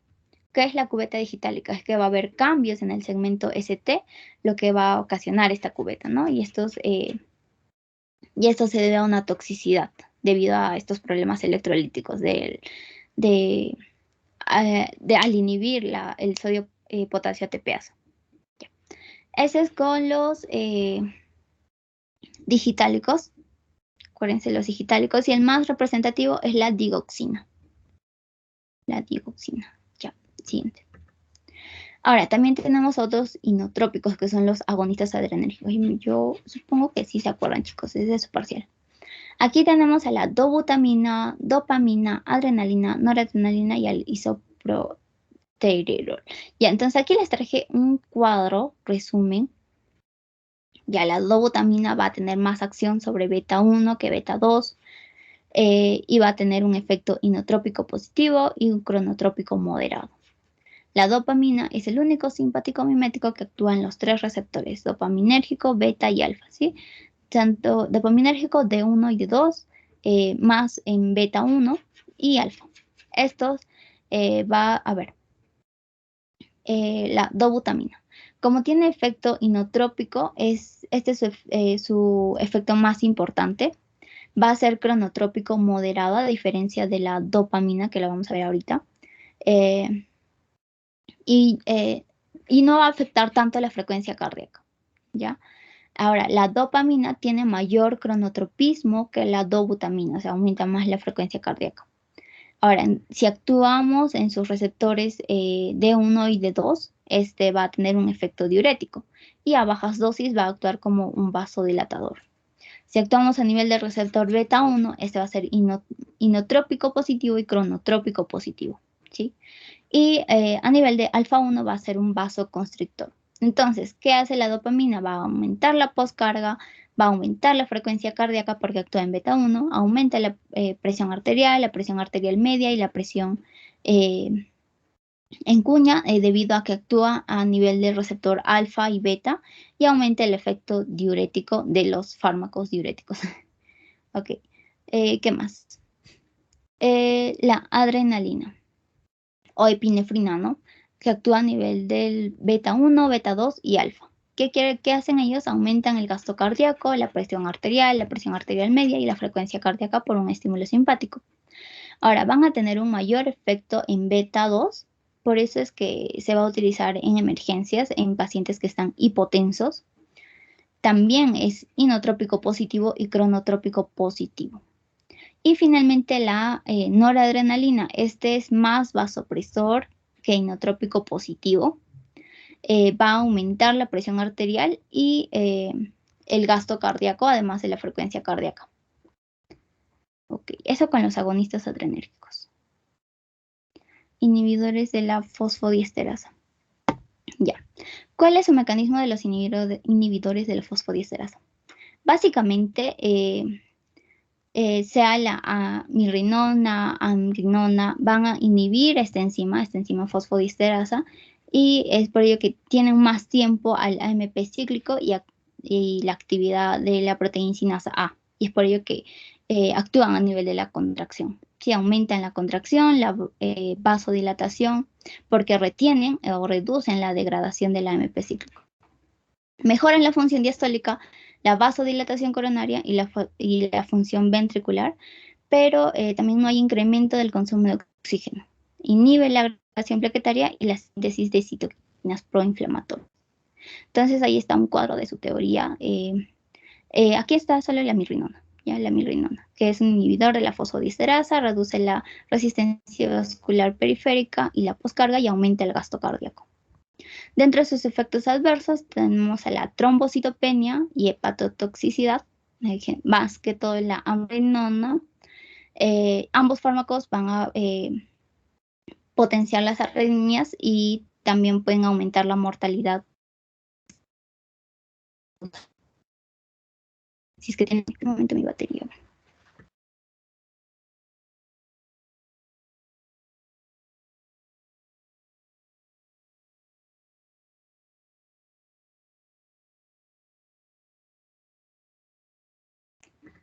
Ya, chicos, perdón. Ya casi terminamos. Ahora vamos a tener a los sensibilizadores de los canales de potasio. ¿Qué pasa con ellos? Acá tenemos al levosimedan. Este levosimedan básicamente va a sensibilizar la troponina C en su afinidad por el calcio. Y es por ello que actúa en el mecanismo de la contracción y relajación, ¿sí? Además, es por ello que es un inotrópico, pero por sensibilización, porque sensibiliza su afinidad por el calcio. También en la apertura de canales de potasio ATPasa va a ser sensible a ATP, el cual va a ocasionar o va a producir vasodilatación, cardioprotección si es que el paciente presenta isquemia, y reducción del área del infarto agudo de miocardio. También va a ser lucitrópico positivo y va a relajar el ventrículo izquierdo, ¿sí? ¿Qué más? Lo importante de este levosimedan o sensibilizador de calcio es que va a prevenir el desarrollo de arritmias después de un infarto agudo de miocardio. Ese efecto va a tener un largo efecto porque va a persistir de 7 a 9 días. Y a concentraciones altas va a actuar como un inhibidor de la fosfodiesterasa 3, o sea, como los anteriores fármacos, ¿no? Como la mirrinona y la amrinona. Va a ser muy parecido. Y por últimamente tenemos a los activadores de miosina. Este es un inotrópico nuevo, ya por así decirlo. Modula alostéricamente a la miosina, el cual va a favorecer la interacción entre la actina y la miosina, aumentando así la fuerza contráctil, por eso es inotrópico positivo. No va a alterar el consumo de oxígeno ni los niveles de calcio. Y generalmente, como es un fármaco nuevo, está en estudio, ¿no? Básicamente en falla cardíaca crónica. Y ese es el último tema de los inotrópicos. Si les quedó alguna pregunta, alguna duda o todo claro para pasar al pasito.